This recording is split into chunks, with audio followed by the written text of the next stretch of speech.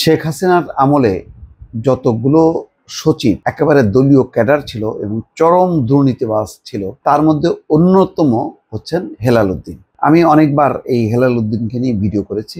2018 সালে নিজের চোখে তার তৎপরতা লক্ষ্য করেছি যে কিভাবে সে ম্যানিপুলেট করেছে এবং কিভাবে নির্বাচনটা নিয়ন্ত্রণ করেছে, এবং চোখে পড়েছে এই জন্য যে ওই নির্বাচনে সকল রাজনৈতিক দলের অংশগ্রহণ থাকার পরেও কিভাবে জালিয়াতি করে দিনের ভোটটা রাতে করার যেই কলকাঠি নাড়া হয়েছিল, তার অন্যতম কারিগর ছিলেন এই হেলাল উদ্দিন। এবং হেলাল উদ্দিন শুধু ওই দিনের ভোট রাতে করার যে কারিগর ছিলেন তাই না, ব্যক্তিগতভাবেও চরম দুর্নীতিবাজ। 55,000 রোহিঙ্গাকে এনআইডি দুদকের জালে হেলাল উদ্দিন, মানে 55,000 রোহিঙ্গাকে এনআইডি দিছে, জাতীয় পরিচয়পত্র। তার মানে চিন্তা করেন কি পরিমাণ বেচা কেনা হয়েছে এবং কি পরিমাণ দুর্নীতি হয়েছে এই হেলাল উদ্দিন।